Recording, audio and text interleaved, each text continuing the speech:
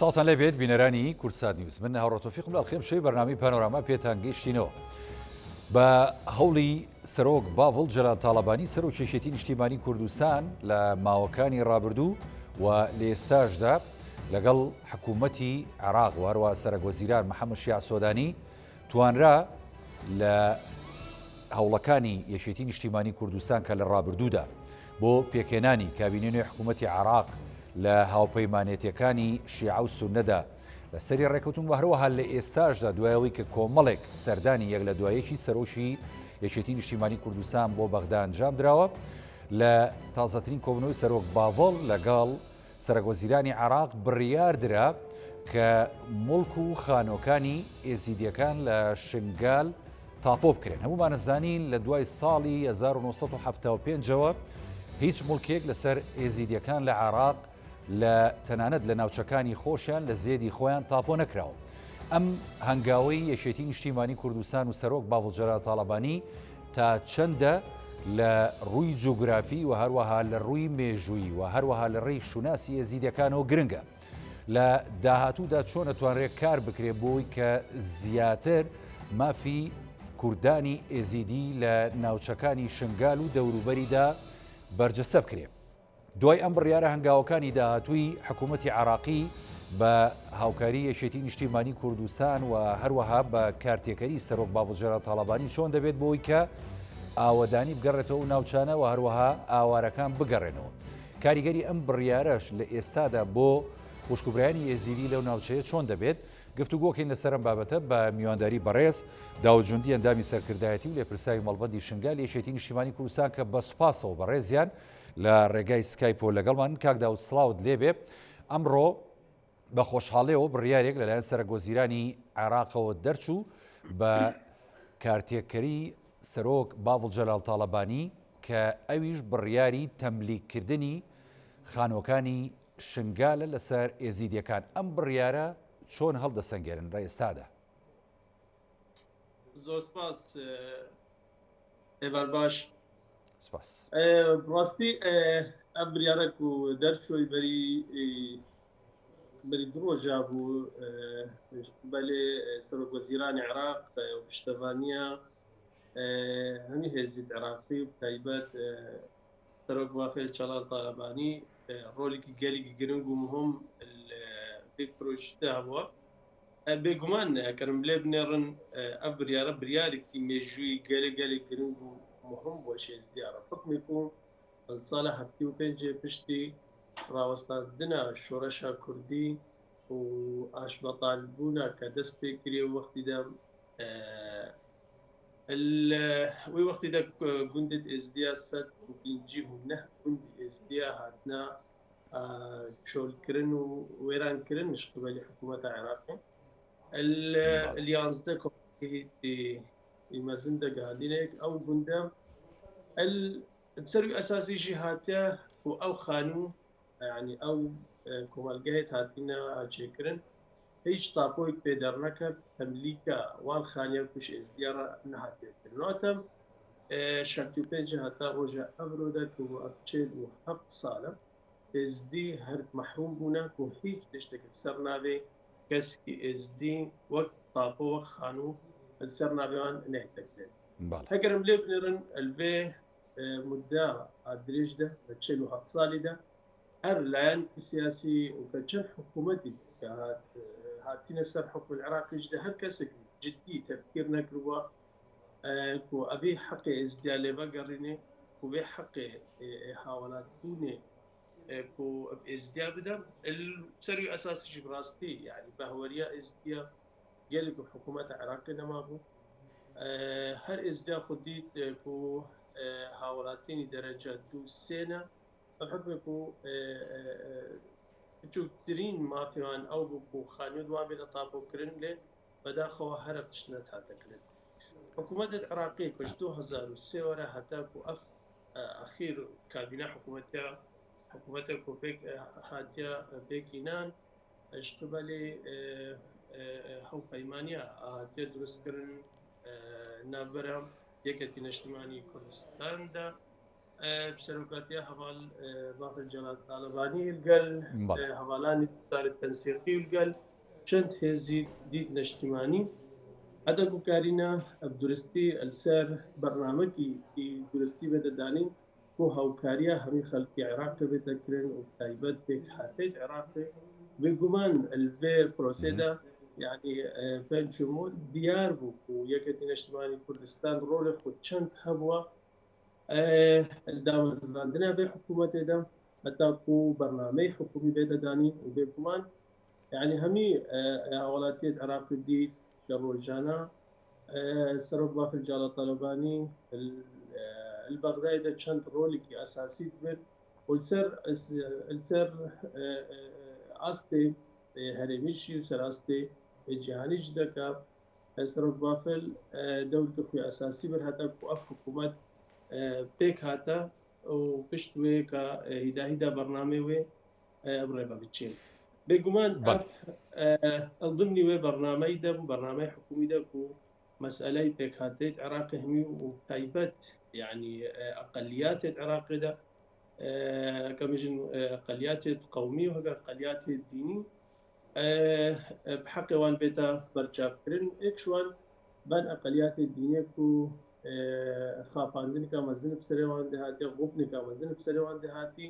ئەم هەمیش زان و ملەتی ئێسدی بوو و شنگالی گشتی یەکەتی نیشتیمانی کوردستان یعنی نەکۆم بژنە پرۆژە ئێکیبووکە پشتەوانیە ئێسدیات کەول ماڵکێت دەربێ هەرێما کوردستانێت کە ڕۆژە دامەزراندنە یەکەتی نیشتیمانی کوردستان هەرجار وەک پێکهاتێت عێراقی بژن و ئەقلیاتی دینی و نەتەوەی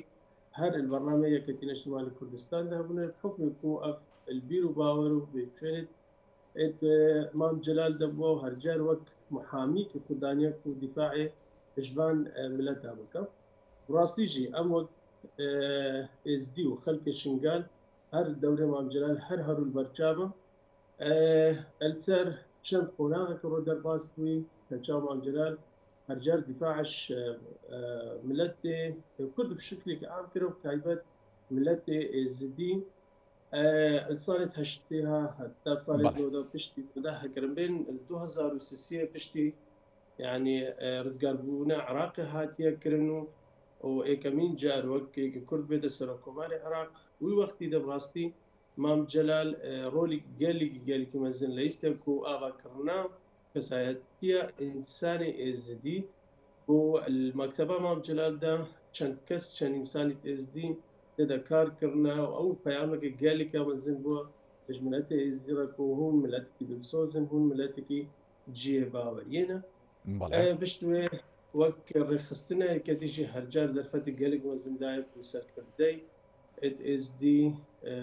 در کمر نافیه کتی نشمال کردستان ده بگمان پشتی گوران کاری هاتنه کرن الکنگره چارج ده و هاتنا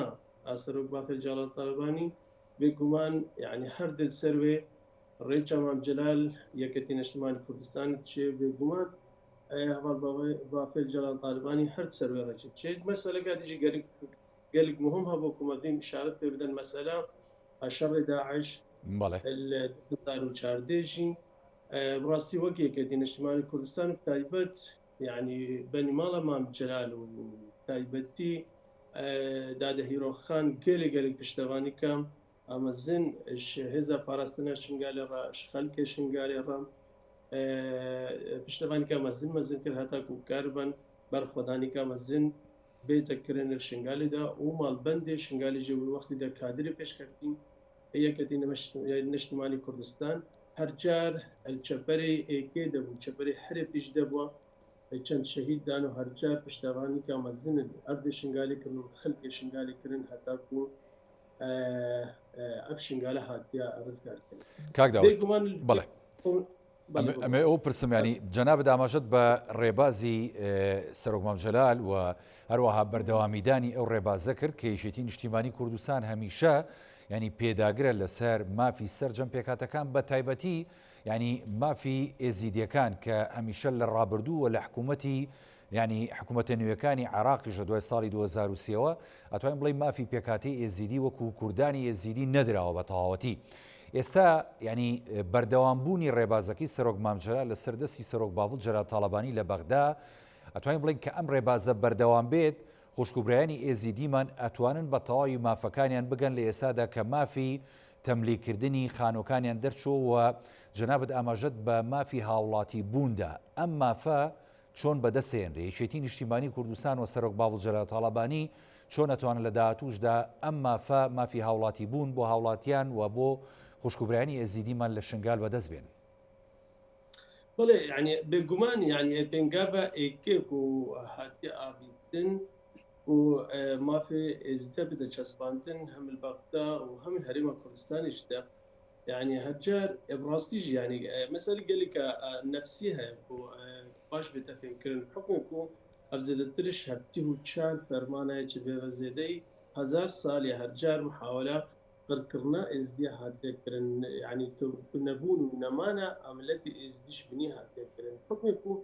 1000 سال درباز به هبته تشال فرمان وجينوسايد بسرملتي كده بيتكرن بگومان سایکولوژیا وی ملتی يعني تدا تحطيم كرن وتدا شكاندن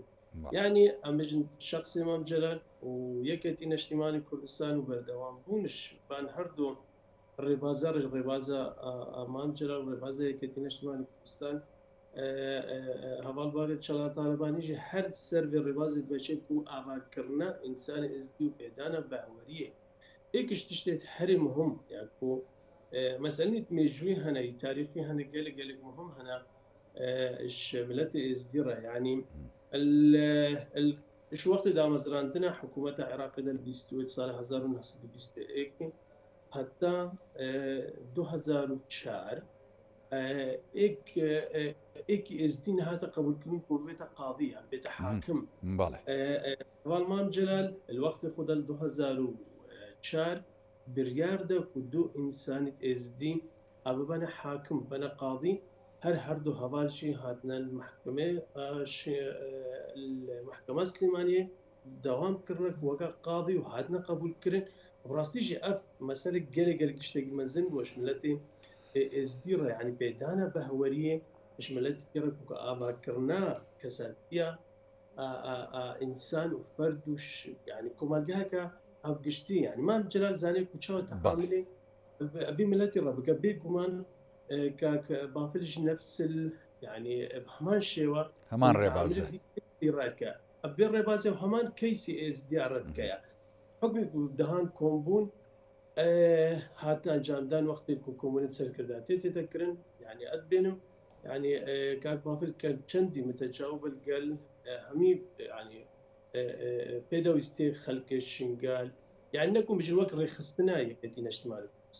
الشيء دهان جرى كاك بافل هالبرسيات كرا وضع شنقال شا خلق الشنقال بيستيوان شيء أم تشوار بكن البغداد بالحريمة كردستاني أو كاقوات هردوش باستي تجاوب كون باش هي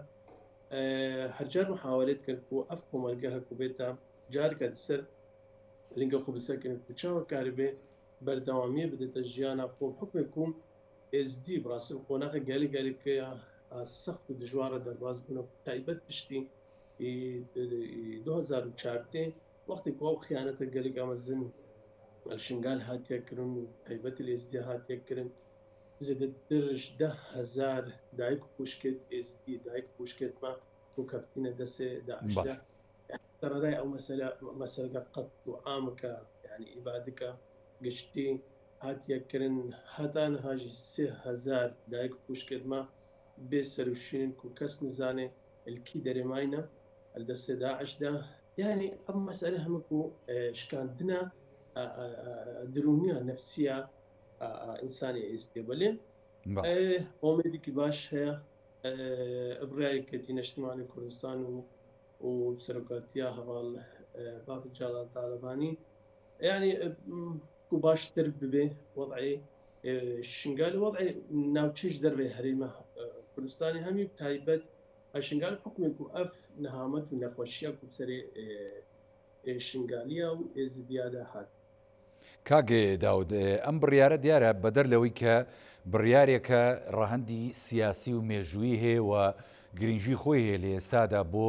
ینی ئێزیدیەکان کە وەکو جەنابەت دەڵێ ینی بۆ نمونە لە ڕووی مێژوویە و بینیمانە لە ڕابردوودا تاوەکو ئەمڕۆ کە بڕیارەکەی تێدا دەرچووە بە پشتیوانی و پاڵپشتی سەرۆک باڤڵ جەلال تاڵەبانی لە بەغدا ینی غەدر لە برایانی ئێزیدی کراوە پێم وایە بێ پەیوەندیەکەی کاک داود بەڵێ زۆر باشە تا پەیوەندێکە وەرەگیرێت و دیارە ئەم بڕیارە خۆی لە ئێستادا وەکو کاک داودیش ئاماژەی پێدا ینی کۆمەڵێک ڕەهەندی گرنگی هەیە چکە هەر لە ساڵی ینی 75 تاوەکو ئێستا و هەروەها لە سەردەمی ڕژێمی بەعسیشدا ینی مافی کوردانی ێزیدی بە تەواوەتی فرامۆش کرابوو و تەواوەتی لە عێراقا مافی هاوڵاتی بوونیان لێ سەندرابووە بەڵام وەکو بەڕێز داود جوندی ئەندامی سەرکردایەتی و لە پرسای مەڵبەندی شنگای لە یەکێتی نیشتیمانی کوردستان ئاماژەی پێدا ینی هەر لە کاتی بوونی سەرۆک مام جەلال بە سەرۆک کۆماری عێراق ینی هەر لەو کاتانەدا توانرا دوو دادوەر کە دادوەری ئێزیدی بوون لە دادگاکانی هەرێمی کوردستان بە تایبەتی لە سلێمانی دابمەزرێن وەکو کوردانی ئێزیدی کە ئەوانیش مافی هاوڵاتی بوونی خۆیان لە دام و دەستگاکانی حکوومەت هەرێمی کوردستان بەرجەستە بکەن ئێستاش لەم قۆناغەدا کە قۆناغی نوێی یەشێتی واروەها بە سەرۆکایەتی سەرۆک باڤڵ جەلال تاڵەبانی لە بەغدا هەمومان نەزانین یعنی مافی پێکاتەکان بە تایبەتی مافی برایانی ئێزیدی و خوشکانی ئێزیدیمان بە تەواوەتی لەلایەن یەکێتی نیشتیمانی کوردستان و یەکێکە لەو کەیسانی کە هەمیشە پارێزەری مافەکانیان دەبێ یەکێتی نیشتیمانی کوردستان و سەرۆک باڤڵ جەلال تاڵەبانی و داکۆچیکەری سەرسەختی بە دیهێنانی مافە خوراوەکانی ئەو پێکاتە گرنگەی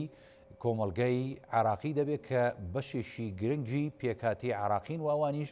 کوردانی ئێزیدین ئەمڕۆ یەکەم هەنگاوی ئەو قۆناغە گرنگە دەستی پێکرد کە زۆرێک لە چاودێران بە قۆناغێکی مێژووی و گرنگ لە قەڵەمی ئەدەن بۆ زیاتر چەسپاندنی مافەکانی کوردانی ئێزیدی کە لە ئێستادا مافەکانیان بە تەواوەتی خورابوو بە تاپۆکردن و هەروەها تەملیکردنی خانۆکانیان دەتوانرێت دیانی ئەو مافیان بۆ بگەڕێنرێتەوە دیارە وەکو ویستم پرسیاریش لە بەڕێز کاک داود جوندی بکەم بەڵام ئەو تا پەیوەندەکەی بچراوە لەگەڵمانە تا و پەیوەندەکەی ئامادە دەبێت ئامادەیە زۆر باشە ینی منویسمەوە پرسم کە ئەم بڕیارە تا چەندە ینی لە ڕووی ڕاهەندە مێژووی و سیاسیەکەیەوە بۆ کوردانی ئێزیدی گرنگە چکە ئەومانەزانین لە ڕووی مێژوویەوە ئەوە تاوەکو ئاماژەی پێدرا مافی کوردانی ئێزیدی بە تەواوەتی لە ساڵانی ڕابردووە تاوەکو دوای پرۆسی ئازادی عراقیش ینی مافەکانیان زەوت کرابوو بەڵام ینی لەم قۆناغەوە دەستی پێکرد ئاخۆ ینی ڕاهەندە سیاسەکەی ئەم بڕیارە چۆن دەبێت بە تایبەتی ئەمە هەمومانەزانین کە کوردانی ئێزیدی ینی زۆر چەوسێنرابوونەوە لە دوای شەڕی داعشیش بە تەواوەتی ناوچەکانیان وێران کرابوو و خاپور کرابوو و زۆرێک لە خانۆکانیان و بیناکانیان لەگەڵ ئەرزدا ینی تەخت کرابوو ئێستا هەمومان نەزانین کە بە ڕێکەوتنێکی سیاسی لە ڕابردوودا حکوومەت هەرێمی کوردستان ویستی لەگەڵ بەغدا دۆخی و ناوچانە ئاسایی بکاتەوە بەڵام بینیمان ئەو قۆناغە بە تەواوەتی لەمپەڕی بۆ دروست بوو و نەتوانرا بەڵێ ئەو بڕیارانە جێبەجێ بکرێت تاوەکو پەیوەندەکە ئامادە بێتەوە ئێمە ناوبڕێک وەرەگرین و دواتر دێنەوە خزمەتە.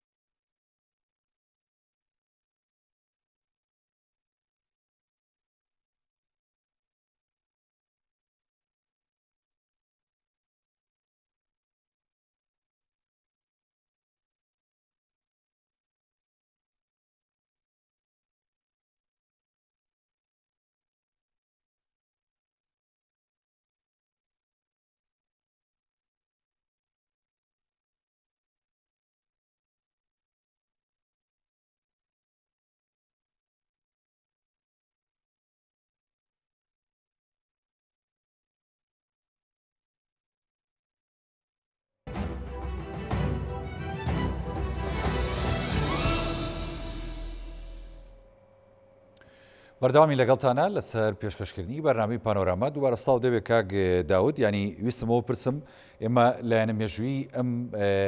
کەیسەمان خستە بەرچاو و جەنابیشت ئاماژەت پێدا ئەمەوێ ڕەهەندی سیاسی ئەم بڕیارە لە ئێسادا ینی گرنگجیەکەی بۆ کوردانی یێزیدی وەرگرت چکە زین لە دوای ساڵی 2014 و شەڕی داعشەوە ئەی ناوچەی شنگال بە تەواوەتی داگیر کرا و زەرەروزیانێکی گەورە درا لەو ناوچەی و کوردانی یزدی بە تەواوەتی ئاوارە بوون تا ئێستاش نەگەڕاونەتەوە سەر زێدی خۆیان. لە ئێستادا جێبەجێکردنی ئەم بڕیارە ئەتوانێت ڕەهەندە سیاسیەکانی لێک بدرێتەوە و مافی گەڕانەوەش بداتەوە بە کوردانی یزدی بگەڕێنەوە سەر شوێن و ماڵ و حاڵی خۆیان. بڵێ ببورن تۆزە خەلەلی شێ بوو ئێمە داوای لێ بەێ بێگومان یعنی مەسەلە جێبەجێکردنە ئەم بریارە بێگومان ئەبێتە هاندێکی گەرێکی ئەساسی بۆ گەڕانەوەی خەلک بۆ شنگال یەکەم دوم تا یعنی مەسلەی کۆچ و کۆچبەرکردنا خەلکی یزدیش یعنی وەک هجرەشی احتیمالێک زۆر کەم ببێت لەگەل مەسەلەی قانونی هەنە یعنی وەقتێک 14,000 خانوو بێنە تاپۆکردن بێگومان قەرەبوونکردنا خەلکێ دێ باشتر بێ زووتر بێ حکم بێتابوون عنی ئاوان خانوە هەتا هەکو المحکمە دائرەی تعقیباتوان یعنی کێشەکی سەرەکی بوو چۆن ئەف خانێ هاتنێ تەقاندن ئەفخانێ هاتنێ تاڵانکردن کوچاو بێنە قەرەبوونکردن ئەف مەسائل هەمیش ڕووی قانونی بەش دەبێتە جێبەجێکردنا بێ بریارە دەبێتە هاندێکی ئەساسی هەتاکو قەرەبوونکردنا خەلکێکی زووتر چ بگەل مەسئلە دیت زراعیش تێدا هەنە یعنی حد مەسائلێت زراعی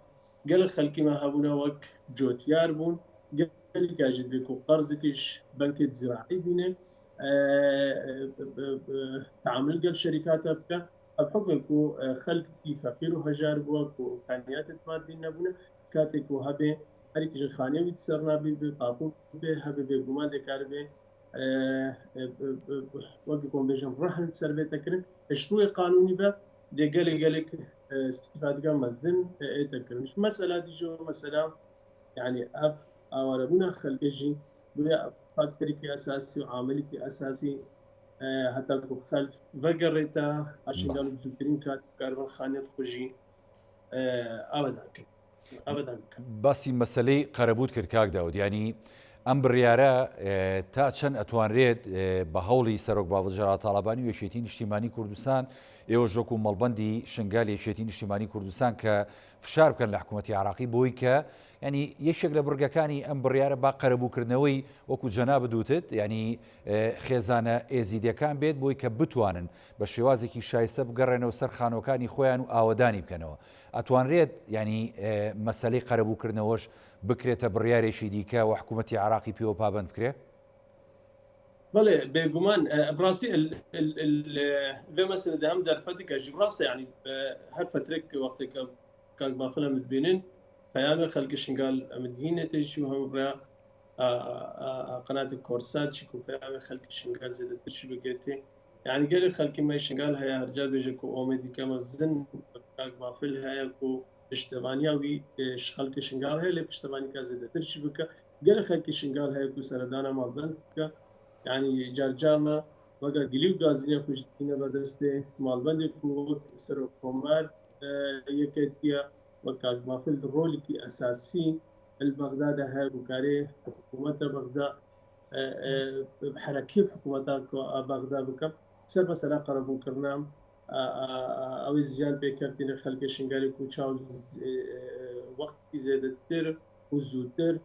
هذا كوف خلق بيت قربوا كرنام راستيجي مثلا قربوا كرنام خلق شنغال بداخل يعني هتا رجاء أبرو راستا وقت وفيسك هاتيه بكن الشنغالي هاتاكو معاملات وان بينا اتروج كل مسألة قربون كرني لي حتى رجع أبرو البغداد يعني بجن بوجيك تايبتنا تتخان كرنكو بو قربون كرنا خلق شنغال قالك جارة دافازي ما كرا وقتكو مفهوم سردانا بغداد كر المهاشش دا أفصال دا چند جادي بيواني دار البغداد شمديتن محاولة ما هتذكر إنكو بودجت هاي بدأت تفعل هم مش قربون كرنا همش آبادان كرنا عشان قال ربي قمان كاك مافل تيمية كتير اجتماعي كردستان الويدري ده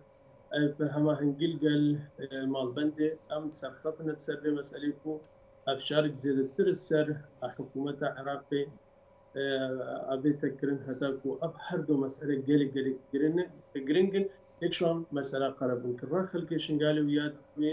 مسألة أتشكرنا كوميتك يا لجنك أتايبت لجنة أعمار شنقال كوتشا لجنك أعماري يا مجن كوميتك أبدان كرنا أمسل بريار بهاكو المسل أبدان كرن بيتكرن أمشي حاولوا محاولات جديد كنكو أو كوميتك أبدان كرنا شنقالي تايبت بيتا أكرن صديقات وقي كتي وكاك بافل بيقومان هيج يعني 5 ريكل بمثلا ناكل دي بشتغل مش مرة بدي أو كاريا ماجيكال بغداد ده الحكم يكون تأثير كابي قال يا باش السر قرار بغداد هيا أما محاولة كنكو هردو مسألة أم بتجيبين ياكو بيتا عاملك أساسي حتى كو خلق بقرر الحكم يكون خلق شنقال نبقر خلق شنقال راستي جي نكو مسألة نآرامين نكو مسألة ناكو سياسينا وكا وشاول قلق كانالة راقيان دني أتذكرنو بروباغندا كزور خراب تذكرنو روشة شنقال كنا آراما يكون كو سياسي تتزافنا أجبه دري ده أبو وكو أزل شنقالي وك مالبندي يكتين اشتماني باكستان شنقالي ده أم تأكيد كان يعني لا مسألة آرامي كقالك باش هي حتى بعدك كان تأكيد كان آرامية كل شنقالي ده هي أجناب بغداد كو باش ترى مثلا ناكو كيت سياسي جي أو ناكو كينين يعني كو بارتي سياسي كو تهين السر قادة شنقالي البدل البراستيجي اما هنگی گلی باش ما هيا ونشان سرقة أزبالكم سبع دوس بالوقت گلی نزين دم المؤتمر الصحفي هاو باش لبرهمي بارتو لعنة سياسي كتشنغالي دهين سر مثلا ببرياري تاچەند ئەم بڕیارە بێتە هۆی یەخستنیەوەی نێوماڵی ئێزیدیەکان بە تەواوەتی کاک داوت بێگومان دەبێتە سەبەبکە ئەساسی هاتە خەلک بەگەڕێتە سەرمال و حالێ خۆ وەختێکە خەلکێ شنگال ئێش دەربەی شنگالی کونا ئەمژن و کەمپێت ئاوارەی دێدە هەرێما کوردستانێک ژن الدهۆکێم وەختێکە بەگەڕن بێگومان دێ دێکەتیاوان بتر قەوت بێ دي تلاحمون بترب قوت دي فشارة خرابة سروان هينها نكان بأزادنا باخبن نكان بأزادنا دنجل قبل نكان بأزادنا هر يعني جانا خبرة بن بيقول وقت كان بقرنا بدري بقرنا شنقال دي تأثير كجلي يا باش لنا برا ما إزدي خدا هذا حتى كوبيجي هنا عندك نتائج كزانبا 2004 يعني شهادة تكرن سبب شبويا وشت سلوان هذا قوي. کاک داود مەسلەی هەمومان نەزانی ینی شنگال یەکێکە لەو ناوچانەی کە لە چوارچەوەی مادەی 140دایە و یعنی لەگەڵ حکوومەتی عراقی هەمیشە یەکێتی نیشتیمانی کوردستان و سەرۆک باوت جەلال تاڵەبانی بە تایبەتی لەم ڕێکەوتانەی ئەخیر لەگەڵ لایەنەکانی شیعی پێکێنەری حکوومەتی نوێ عراقی یعنی چێ لەو خاڵانی کە یەکێتی نیشتیمانی کوردستان پێداگری لەسەر کردووە جێبەجێکردنی مادەی 140 و هەروەها ئاسایکردنەوەی ڕەوشی ناوچە جێناکۆکەکانە و بە تایبەتی من ئەمێ لەسەر ئەوە قسە بکەم تا چەند ئەم بڕیارە کاریگەرە بێ بۆ ئاسایکردنەوەی دۆخی شنگال و ئەگەر لە ڕابردوو هەوڵی گۆڕینی دیموگرافیای شنگال درابێ بە تایبەتی کە زەویتان داژی کرابێ خانۆکانتان داژی کرابێ لەلایەن پێکاتەکانی دیکەوە ئەم بڕیارە بێتە پاڵنەرێک بۆی کە دیموگرافیای ناوچەکەتان جارێککە بێتەوە بە دیموگرافیشی کوردانی یەزیدی بە تەواوەتی أدي يعني مسألة حتمية يعني مسألة وقتك يعني سرانسري هفتو 4 كيلومتر سرانسري درجاية جاي شنغالي كان حساب كان باشور باكوري جاي شنغالي همي أو ينزكم الجي كنا هم بحث كرينا الجل مجموعك أديا بندا وقتك هو هم بيت طاقم كرين بيجوان ده بيتا وەکو حاجز گەرێک مەزن بەرەمبەری تغییراتی دیموگرافیک و محاولە بێتەکردن کە ڕۆژێکی ئەم محاولات يعني محاولەکە بکەن تغییراتی دیموگرافی بێتەکردن يعني ئەم مەسەلێک سەرسەدە ئەم دەبێتە مەسەلێکە قانونی و کەسێک نکاربێ هیچ تەلاعب بکە بێدا بەرێ بکەوتێ مەسەلەکە کو بێتە تاپۆکردن و شارێ قانونی بە دەبێتە مەسەلەکە ثابت و ئەساسی ئەش خەلکەی منطقێرە وەک ئێزدی المنطقەی دا یادیجی المسألة وەک مادە 140 گەلێک تغییراتان نەکرا ڕاستیژی ناهەر طموحی خەلکی شنگال زێدەترشی هەیە نەکول ئاستی بتنێ دەفکم الهفتي وبينجي وقتی که سال 1975 اف کۆمەلگا هاتینە دروستکردن يعني وەک جناب جێزانێ يعني هەفتی و پێنجێ وەرە هەتا ڕۆژە ئەمرۆ ئەو کۆمەلگۆ گەورە بوونە يعني زیاتر بوونە حکمێک بووندا خێزان هەبوون ئەو خێزانە بێ سێ خێزانە چوار خێزان يعني کۆمەلگا خۆ خانوو زێدەترش بوونە ئەو بریارە و دەرچووی السر التصميم الاساسي يعني هو مخطط الهفتي وبينجي هاتي الداني طموحها يكو ام محاوله بكن كشان خاني دي زيادة شهاد بنكن الغالكم الجاكو ابجد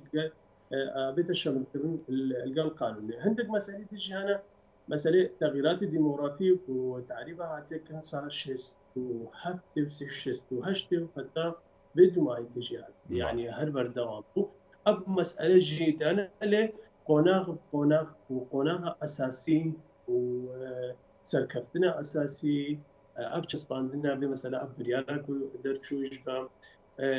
سيد الشيعة السوداني وبشتوانيا كان باقلو هر همي حوالي ديت كحكومات بيكلاني بيجمان يعني طموح خلق شنقال زيادة الحياة اشبه مسألة ليه ابو جهد الخشية همي خلق شنقال حتى خلق شنقال جارك دكار بمنطقة فاضدان بكم مسألة هجري كم تربي مسألة بقرة خلقي أسر مال حاله خو أملو بهاليدين باشتر بروج وەکو یەکێتی نیشتیمانی کوردستان لە شنگال ئێوەکو ماڵبەند چۆن ئەتوانن ینی چاودێری جێبەجێکردنی ئەم پرۆسە گرنگە مێژوویە بکەن کە ینی بەلاڕێدا نەبرێ یاخود ئالانگاری و ینی کێشە و گیرروگرفتی بۆ دروست نەکرێ ئێوە توانن چاودێر بن مراقب بن بەسەر ئەم بابەتەوە ئەرێ مەسەلە چاودێری بێگومان زانی چۆن ینی مەسەلە وەختێکە ئەفقان و ئەب بریارە دەرچووی بێگومان هەندێک لیجان دێنە دامەزراندن و ئەبێ بریارە چی بە چی بکەن ئەو لیجانە طبعا المسل بين بيكان يعني دائرة زراعية ودائرة مالية وكان دائرة ديت معني ونطاقو تسجيل عقاري قال بلديات الوقت يكون أم ببينن كاروان بريبت شو أم بيبنا بشتغل شو عرب حكم يكون الوقت كده من المجلس محافظة مو تسروكي راكسونا كاتبهم الانجمن الباريسياني نوع بعلاقاتك ما يباش باش القل همي دوائر هاي بيقول عندك أربعين وقت شارديري كش دور بيتكرن كاي أب مسألة أب ريارة حتى تشحدي بريبتشي أم دي بنا هبال شوار أم دي بنا هالي كار شوار هكر هاتو هر جي كرسر جاستكي هكر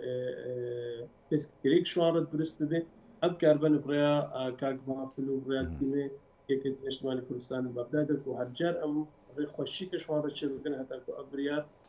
زودترین کار بتا جیبجی باست لە ڕۆلی هەم سەرۆک باڤڵ کرد هەم ڕۆلی سەرۆکۆمار کە کوردە و لە یەکێتی نیشتیمانی کوردستانە دکتۆر لەتیف